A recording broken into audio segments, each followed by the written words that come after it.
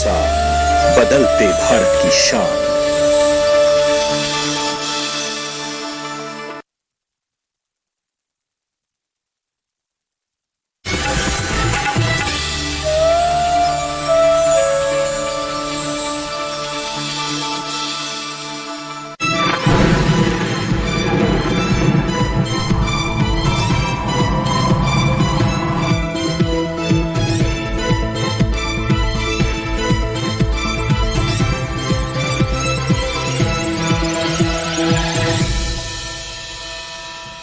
नमस्कार, आप देख रहे हैं दूरदर्शन किसान। मौसम खबर में आप सभी का स्वागत है। मैं हूं अदिति शर्मा। बताएंगे मौसम खबर में आपको कि कैसा रहेगा आगे आने वाले 1 से 2 दिन के दौरान मौसम का हाल, तापमान की स्थिति के बारे में जानकारी देंगे, वायु गुणवत्ता की भी होगी बात। लेकिन शुरुआत बड़ी खबर के साथ बता दें आपको कि खासतौर पर अगर हम यहां पर बात करते हैं केरल की, तो केरल और माहे में कहीं कहीं बिजली की चमक के साथ तेज हवाएं चलने का अंदेशा बना हुआ है। इसके साथ अगर हम बात करते हैं यहां पर तमिलनाडु की, पुदुचेरी की, तो बता दें आपको यहां पर भी कुछ एक इलाकों में बिजली की चमक के साथ तेज हवाएं चल सकती हैं।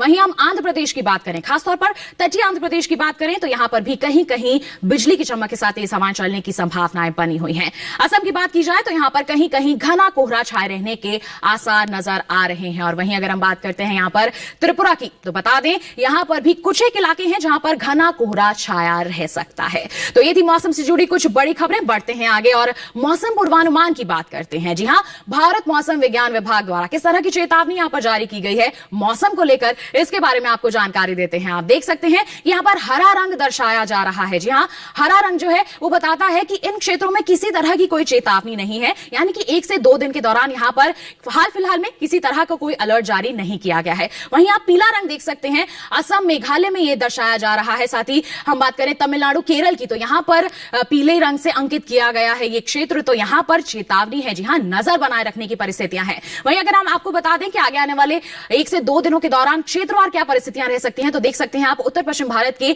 पहाड़ी और मैदानी क्षेत्रों में हाल फिलहाल में किसी भी इलाके में बरसात की संभावनाएं नहीं है। जी हां, यहां पर मौसम शुष्क बना रह सकता है, मौसम बिल्कुल साफ रहेगा, यानी कि यहां पर बरसात नहीं होगी आगे आने वाले 1 से 2 दिनों के दौरान। तो अभी आपने जान लिया कि उत्तर पश्चिम भारत के हम पहाड़ी और मैदानी इलाकों की बात करते हैं तो यहां पर बरसात नहीं होगी। पूर्वी भारत की बात करें, पूर्वोत्तर भारत की बात करें, देख सकते हैं आप कि उप हिमालय पश्चिम बंगाल और साथ ही साथ अरुणाचल प्रदेश में जरूर यहां पर वर्षा की संभावना है। 0 से 25% क्षेत्र ऐसे हैं जहां पर पानी बरस सकता है। और वहीं अगर हम बात करें नागालैंड, मणिपुर, मिजोरम की, तो यहां पर भी बरसात की संभावनाएं बनी हुई है। दक्षिण का रुख करें हम यहां पर, तो देख सकते हैं आप केरल में सबसे ज्यादा बारिश की संभावना है। 25 से 50% तक की यहां पर वर्षा की संभावनाएं बनी हुई हैं। वहीं नीला रंग जो है वो अंकित करता है कि 0 से 25% यहां पर क्षेत्र है जहां पर वर्षा हो सकती है। वहीं अगर हम मध्य भारत की बात करें, पश्चिम भारत की बात करें, तो देख सकते हैं यहां पर आप मौसम बिल्कुल साफ बना हुआ है। जी हां,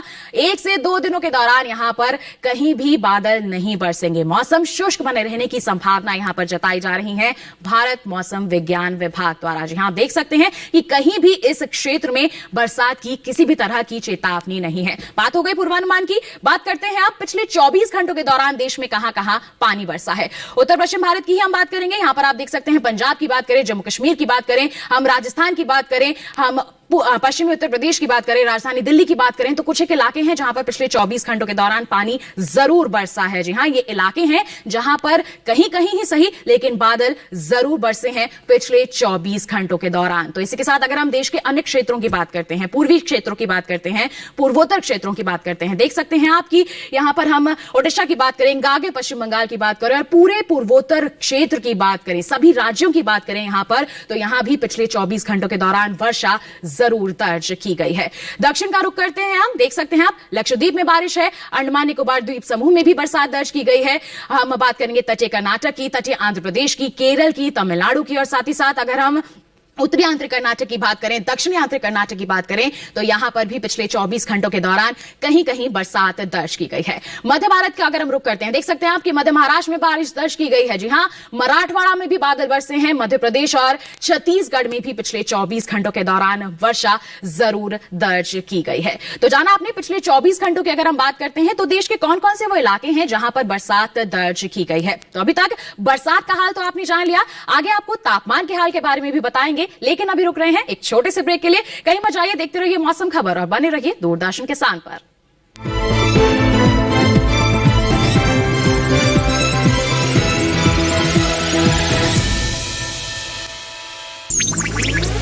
डिजिटल बैंकिंग का है जमाना, टाइम है बचाना।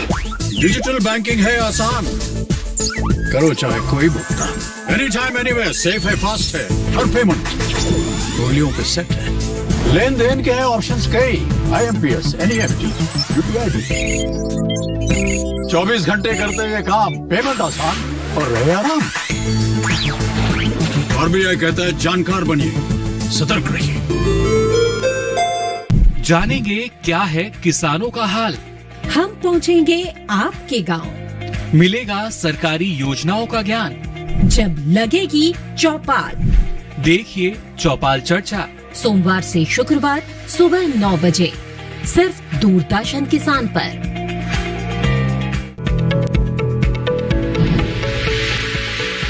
खुशहाल होंगे खेत, पशु रहेंगे स्वस्थ, सरकारी स्कीम का होगा लाभ। जब एक्सपर्ट्स का मिलेगा साथ, आपके सवाल विशेषज्ञों के जवाब, सिर्फ एक फोन कॉल की दूरी पर। देखिए किसानों का अपना प्रोग्राम हेलो किसान, सोमवार से शुक्रवार शाम 6 बजे से, सिर्फ दूरदर्शन किसान पर।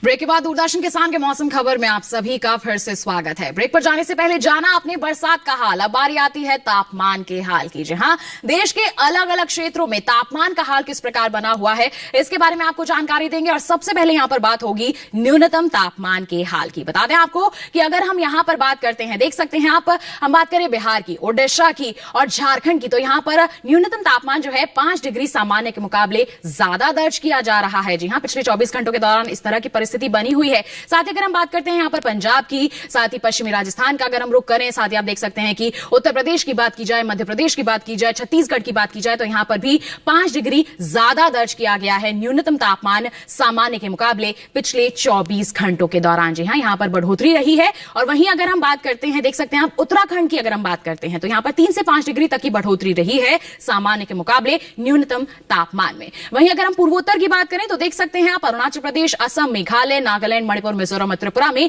3 से 5 डिग्री तक ज्यादा रहा है न्यूनतम तापमान पिछले 24 घंटों के दौरान। इसी के साथ अगर हम बढ़ते हैं आगे, बात करते हैं हम यहां पर दक्षिण भारत में और साथ ही साथ मध्य भारत में, मध्य महाराष्ट्र के आप देख सकते हैं, उत्तरी आंतरिक कर्नाटक, दक्षिणी आंतरिक कर्नाटक और केरल में जो तापमान है 1.5 से 3 डिग्री तक ज्यादा दर्ज किया गया है। इसके साथ ही बता दें आपको कि देश के मैदानी इलाकों में सबसे कम जो तापमान है हरियाणा के हिसार में रहा है, 10.2 डिग्री सेल्सियस जो कि है दर्ज किया गया है। अधिकतम तापमान के बारे में अब आपको बताते हैं। बात करेंगे असम, मेघालय, अरुणाचल प्रदेश की। देख सकते हैं आप यहां पर कि 3 से 5 डिग्री तक की बढ़ोतरी यहां पर अधिकतम तापमान में दर्ज की गई है पिछले 24 घंटों के दौरान। वहीं अगर हम रुख करें दक्षिण में, तमिलनाडु और केरल का, देख सकते हैं आप 3 से 5 डिग्री तक ऊपर रहा है यहां पर अधिकतम तापमान सामान्य के मुकाबले। और वहीं अगर हम बात करेंगे पंजाब की, पूर्वी उत्तर प्रदेश की और बिहार की, तो देख सकते हैं 1.5 से 3 डिग्री तक की बढ़ोतरी यहां पर दर्ज की गई है सामान्य के मुकाबले। इसके साथ ही अगर हम उत्तर पश्चिम भारत के पूरे पहाड़ी क्षेत्र की बात करते हैं, देख सकते हैं आप, गिलगित की बात करें, लद्दाख की बात करें, जम्मू कश्मीर की बात करें, हिमाचल प्रदेश की बात करें, तो यहां पर भी परिस्थितियां किस प्रकार बनी हुई हैं। बता दें देश के मैदानी इलाकों में सबसे ज्यादा जो तापमान है 34.6 डिग्री पुनालूर में दर्ज किया गया है केरल के। तो अभी आपने जान लिया तापमान का हाल किस प्रकार रहा है देश के अलग अलग क्षेत्रों में। इसी के साथ अब मुख्य शहरों में कैसी परिस्थितियां बनी हुई हैं, इस पर जानने के लिए नजर डालते हैं इस रिपोर्ट पर।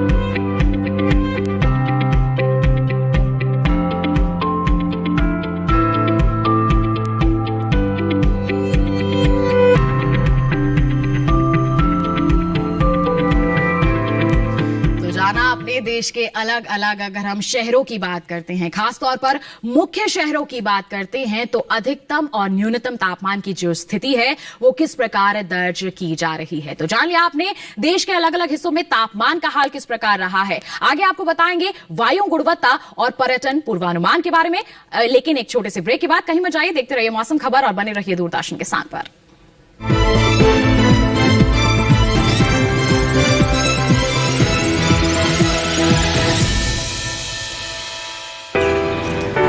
My journey of insurance and investments began at the same time when I invested in LIC SEEP.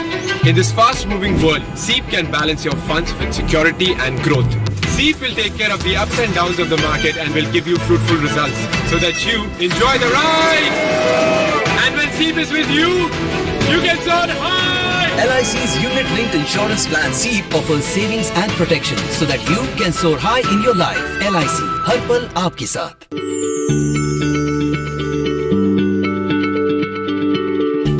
क्या आप किसी बीमारी से परेशान हैं? चाहते हैं डॉक्टर की सलाह? तो हम हैं आपके साथ, बताएंगे आपको जीने की राह। समस्याएं आपकी, समाधान देश के मशहूर विशेषज्ञों के। घर बैठे बात करें देश के जाने माने डॉक्टरों से। हमारे लाइव प्रोग्राम स्वस्थ किसान में हर शनिवार शाम 6 बजे से 7 बजे तक।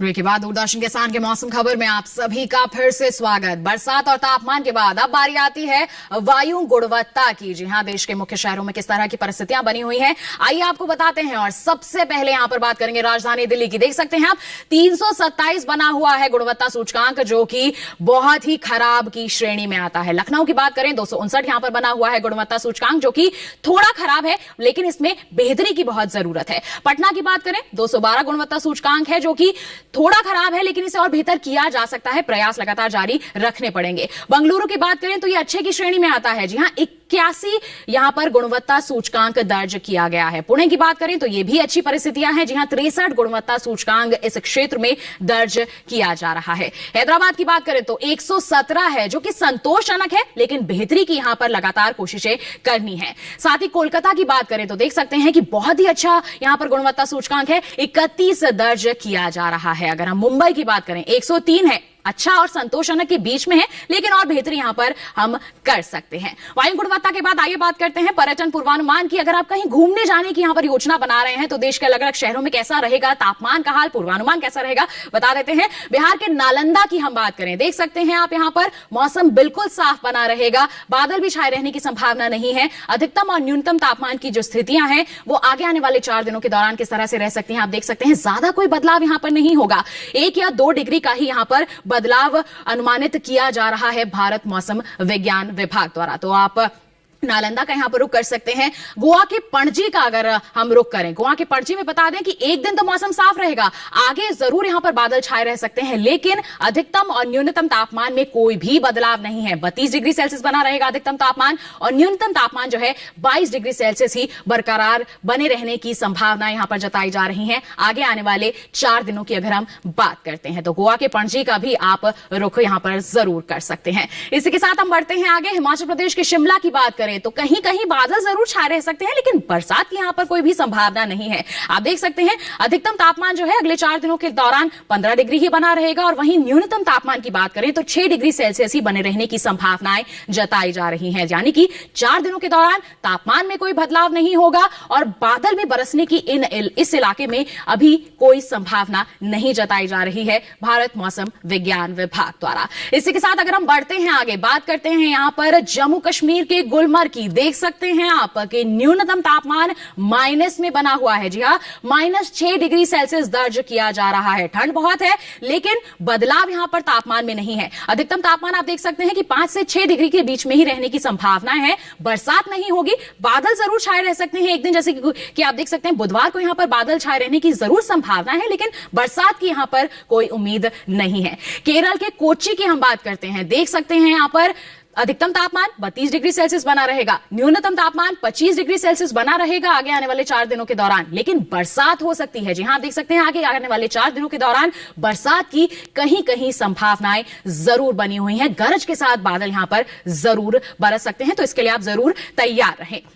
तो केरल के कोची का भी आप रुख कर सकते हैं, लेकिन सावधानियां बरतनी आपको यहां पर होंगी। मध्य प्रदेश के खजुराहो की बात करें तो देख सकते हैं यहां पर मौसम साफ बने रहने की संभावनाएं हैं, बादल नहीं बरसेंगे आगे आने वाले 4 दिनों के दौरान। अगर हम अधिकतम तापमान की बात करते हैं उसमें 1 डिग्री की गिरावट जरूर हम देख रहे हैं, और वहीं अगर हम न्यूनतम तापमान की बात करते हैं तो दिन प्रतिदिन यहां पर गिरावट हम दर्ज होती हुई देख रहे हैं आगे आने वाले 4 दिनों के दौरान। 13 डिग्री सेल्सियस यहां पर रह सकता है, मंगलवार को शुक्रवार को 10 डिग्री रहने की संभावना है। पंजाब के लुधियाना का रुख करें, देख लें आप यहां पर मौसम बिल्कुल साफ रहेगा, यहां पर बादल भी नहीं छाए रहेंगे। रुख कर सकते हैं आप यहां का, यहां पर अधिकतम तापमान और न्यूनतम तापमान में भी कोई खास बड़ा बदलाव नहीं होगा। यहां का अगर आप रुख करना चाहते हैं बेझिझक आप कर सकते हैं। बरसात की हाल फिलहाल में किसी भी तरह की कोई ना संभावना है, ना ही कोई चेतावनी यहां पर जारी की जा रही है भारत मौसम विज्ञान विभाग द्वारा। वहीं अगर हम बात करते हैं राजस्थान की के जयपुर यानी कि गुलाबी नगरी की, तो देख सकते हैं आप यहां पर मौसम बिल्कुल साफ बना रहेगा। अगले 4 दिनों के दौरान आप रुक कर सकते हैं। यहां पर पर्यटन के लिहाज से जो तापमान है वो भी यहां पर कुछ ज्यादा नहीं बदलेगा, 13 से 10 डिग्री तक जरूर पहुंच सकता है न्यूनतम तापमान, और वहीं अगर हम अधिकतम तापमान की बात करें तो 24 से 23 के बीच में ही यहां पर परिस्थितियां बने रहने की संभावनाएं हैं। तो अगर आप गुलाबी नगरी का रुख करना चाहते हैं बेझिझक कीजिए। वहीं उत्तराखंड के अगर हम नैनीताल की बात करते हैं, बादल यहां पर बिल्कुल नहीं बरसेंगे। देख सकते हैं आप यहां पर बिल्कुल भी बरसात या फिर बादल छाए रहने की कोई भी संभावना नहीं जारी की गई है मौसम विभाग द्वारा। 17 से 16 के बीच में ही रहेगा अधिकतम तापमान। वहीं अगर हम न्यूनतम तापमान की बात करते हैं 1-1 डिग्री की जरूर गिरावट है। ऐसे में कुछ सावधानियां आपको जरूर बरतनी होगी। पहाड़ी क्षेत्र है, यहां पर ठंड जरूर बनी रह सकती है। वहीं पश्चिम बंगाल के दार्जिलिंग की बात करें, देख सकते हैं आप 2 दिन मौसम साफ रहेगा, बरसात नहीं होगी, बादल छाए रह सकते हैं, लेकिन 2 दिन यहां पर आप देख सकते हैं जरूर गरज के साथ बादल बरसने की संभावनाएं बनी हुई हैं। अधिकतम और न्यूनतम तापमान का जो हाल है वो किस प्रकार दर्ज किया जाएगा आगे आने वाले 1 से 4 दिनों की अगर हम बात करते हैं तो आप देख सकते हैं ज्यादा कोई बदलाव नहीं है, लेकिन बीच में बरसात की संभावना यहां पर जरूर जताई जा रही है भारत मौसम विभाग द्वारा। तो अभी आपने जाना कि पर्यटन के लिहाज से पूर्वानुमान किस तरह से रह सकता है। मौसम के बारे में तो बात हो गई, अब बारी आती है हमारी खेती किसानी की। तो वर्तमान समय को ध्यान में रखते हुए किस तरह के खेती के कार्य आप कर सकते हैं, कौन कौन सी फसलों की बुआई कर सकते हैं, किस तरह से अपनी फसलों की देखभाल कर सकते हैं, इन तमाम जानकारियों के लिए आइए नजर डालें हमारी इस खास रिपोर्ट पर। मौसम को ध्यान में रखते हुए हिमाचल प्रदेश के किसान गेहूं की देर से बोई जाने वाली किस्मों की बुआई करें। साथ ही यहाँ के किसान मसूर और चने की बुआई कर लें। हिमाचल में अभी के समय प्याज की रुपाई की जा सकती है। वहीं जम्मू कश्मीर के किसान प्याज और लहसुन की रुपाई कर लें। उपोष्ण कटिबंधीय क्षेत्र में गेहूं और मसूर की देर से बोई जाने वाली किस्मों की बुआई करें। मध्यवर्ती इलाकों में भी गेहूं की बुआई जल्द पूरी कर लें। घाटी समशीतोष्ण क्षेत्र के बगीचे में जल निकासी की व्यवस्था रखें। साथ ही सरसों और मटर की खेत में उचित जल निकासी बनाए रखें। उत्तराखंड की बात करें तो सरसों और चने में हल्की सिंचाई करें। यहाँ के किसान प्याज की रुपाई भी कर सकते हैं। उत्तराखंड के किसान पालक जैसे पत्तेदार सब्जियों की बुआई कर लें। साथ ही यहाँ के किसान गेहूं और सरसों की बुआई पूरी कर लें। साथ ही उत्तराखंड के किसान लहसुन की फसल में निराई गुड़ाई करें। इसके अलावा यहाँ के किसान फूलगोभी की कटाई भी कर सकते हैं। तो जाना आपने कि अपने क्षेत्र के अनुसार कौन कौन से कृषि कार्य आप कर सकते हैं, क्या कृषि सलाह दी जा रही है हमारे कृषि वैज्ञानिकों द्वारा। आइए बढ़ते हैं आगे, बात करते हैं अब हम हरे धनिये की खेती की। इस समय बिल्कुल आप बुआई इसकी कर सकते हैं, लेकिन कुछ तैयारियां करने की जरूरत होती है और बुआई के बाद कुछ प्रबंधन कार्य करने की जरूरत होती है। किस तरह से आप इसकी अच्छी उपज हासिल कर सकते हैं, आइए जानते हैं इस रिपोर्ट के जरिए। धनिये की खेती के लिए दोमट मिट्टी सबसे अच्छी मानी जाती है। इसे अच्छे जीवांश युक्त भारी भूमि में भी उगाया जा सकता है। खेत में जल निकासी का उचित इंतजाम जरूरी है। बोने से पहले खेत को अच्छी तरह जोत ले और मिट्टी को भुरभुरा बना ले। साथ ही मिट्टी को समतल कर ले। आखिरी जुताई में 100 से 120 क्विंटल प्रति हेक्टेयर की दर से गोबर की खाद मिला दे। बीज की मात्रा बुआई और सिंचाई की दशा पर निर्भर करती है। सिंचित दशा में 12 से 15 किलो बीज प्रति हेक्टेयर डालें। जबकि असिंचित दशा में इतनी ही जमीन के लिए 25 से 30 किलो बीज की जरूरत होगी। बोने से पहले बीज को उपचारित जरूर कर ले। साथ ही बुआई से पहले बीज को 12 घंटे पानी में भिगो कर रखें। कतार से कतार की दूरी 20 से 30 सेंटीमीटर जबकि गहराई 2 से 2.5 सेंटीमीटर रखें। पूरी फसल में 4-5 सिंचाई की जरूरत होती है। पहली सिंचाई बुआई के 30 से 35 दिन बाद, दूसरी 60 से 70 दिन बाद, तीसरी 80 से 90 दिनों के बाद और चौथी 100 से 105 दिन बाद करें। पहली सिंचाई के बाद निराई गुड़ाई करके खरपतवार निकाल दें। 1 माह बाद फिर से निराई गुड़ाई करें। खरपतवार की रोकथाम के लिए विशेषज्ञों की सलाह पर उचित दवाओं का छिड़काव करें। धनिये में उकठा रोग चूर्णिल आसिता रोग हो सकता है। इसे ग्रामीण भाषा में दहिया भी कहा जाता है। रोकथाम के लिए रोग अवरोधी प्रजातियां बोकर भी बीमारियों से बचा जा सकता है। फसल चक्र अपनाना भी बेहतर रहता है, लेकिन किसान इस बात का ध्यान रखे कि फसल में किसी भी तरह की दवा का छिड़काव करने से पहले कृषि विशेषज्ञों की सलाह जरूर ले। पूरी फसल होने पर पत्तियों की तुड़ाई सावधानी से करें। ध्यान रहे तोड़ते समय पत्तियां बर्बाद न होने पाए। 1 हेक्टेयर जमीन से 125 से 140 क्विंटल तक हरी पत्तियां ली जा सकती है। तो हरे धनिये की जो मांग है लगातार अच्छी बनी रहती है। ऐसे में अच्छी उपज आपको अच्छा दाम अर्जित करवा सकती है, लेकिन अच्छी उपज के लिए जरूरी है कि आप समय समय पर कृषि वैज्ञानिकों की सलाह लेते रहें, उनके अनुसार ही प्रबंधन कार्य करें। तो ये था मौसम और खेती का हाल, और इसी के साथ एक विशेष जानकारी आपके लिए कि आप देश के अलग अलग क्षेत्रों का जो मौसम का हाल है वो जान सकते हैं हमारे YouTube चैनल के जरिए भी। जी हाँ, टीवी स्क्रीन पर आपको एक QR कोड दिखाया जा रहा है, इसे आप स्कैन कीजिए, सीधा पहुंच जाएंगे हमारे YouTube चैनल पर और आप अलग अलग क्षेत्रों के मौसम का हाल जान सकते हैं मौसम खबर के साथ। तो इसी के साथ आज के मौसम खबर में बस इतना ही। मौसम का ताजा हाल और कृषि सलाह लेकर हम फिर होंगे हाजिर। आप बने रहिए दूरदर्शन किसान पर। हमें दीजिए इजाजत। नमस्कार।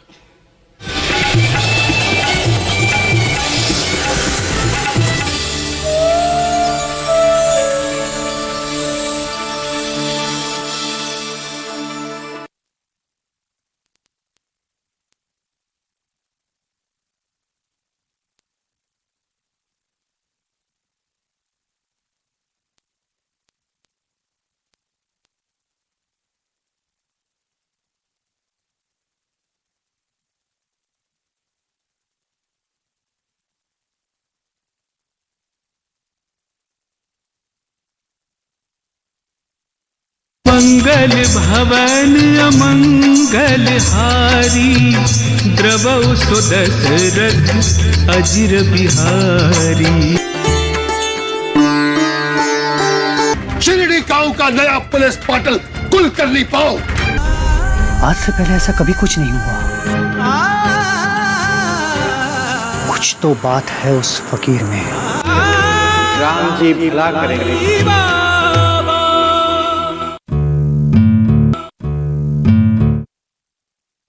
अपनी लुगाइयों को घूंघट में रखना है तो घर में रखो, ऐसे रोड पे मत आना। मैंने फैसला कर लिया है कि आज के बाद मैं घूंघट नहीं लूंगी।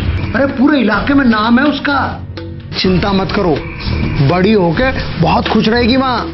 गलती हो गई मारी छोरी से, उसकी तरफ से मैं माफी मांगू।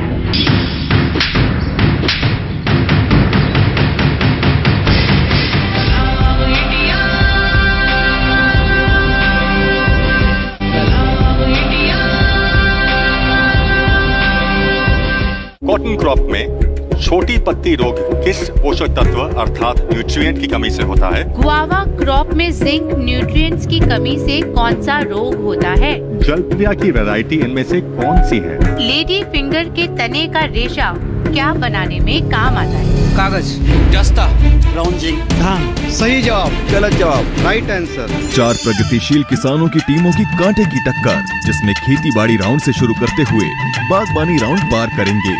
सामान्य ज्ञान और रैपिड फायर राउंड की कसौटी पर भी टीमों को परखा जाएगा और अंत में होगी एक विजेता टीम। विजेता टीम को मिलेगा पूरे 1 लाख रुपए का इनाम। इसी को दर्शाता हुआ ये शो हम आपके समक्ष प्रस्तुत कर रहे हैं, जिसका नाम है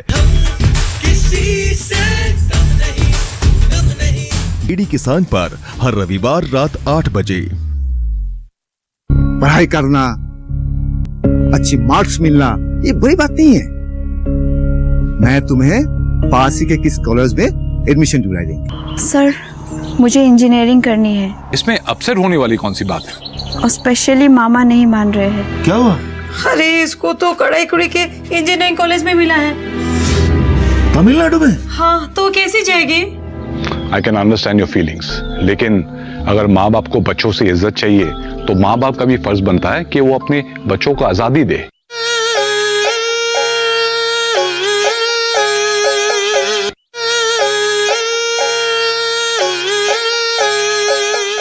बाबा बरगद पुरावई मिनतिया बिनतिया सुनी लाना हमार, बिनतिया सुनी लाना हमार। बाबा बरगद पुरावई बिनतिया मिनतिया सुनी लाना हमार। गोरी तेरा गाँव बड़ा प्यारा।